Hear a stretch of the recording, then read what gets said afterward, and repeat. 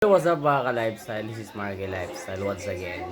So mga ka-lifestyle, no, kanang nanapod ko nakitaan nagyaw-yaw sa social media, no.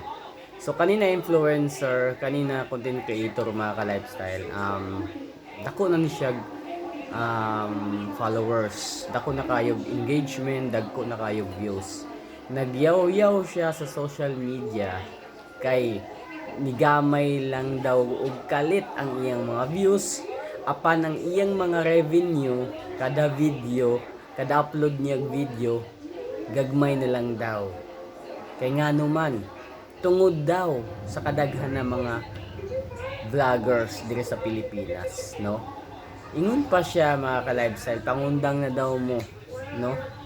Honestly speaking, no, kanina influencer mga ka-lifestyle, very famous ni sa social media. Then kaning iya content nonsense, no? If correct me if I'm wrong, very nonsense ang iyang content mga ka-lifestyle. Actually, daghay mga content creator na very informative, sourceful, no? Very nice tutorial yung mga videos.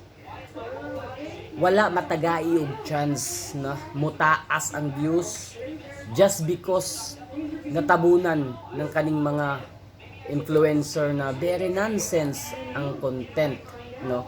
Pero kusog muyaw-yaw sa social media, no? Ambot na lang mga ka-lifestyle, no?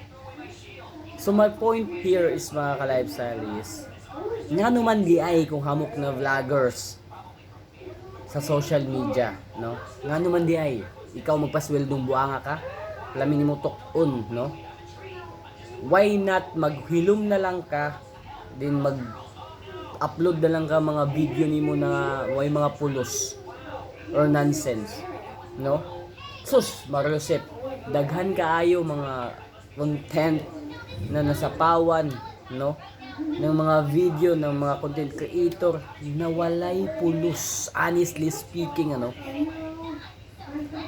Naata sa democratic country, no? We have a right, no, kung unsay ato buhaton i-upload, no?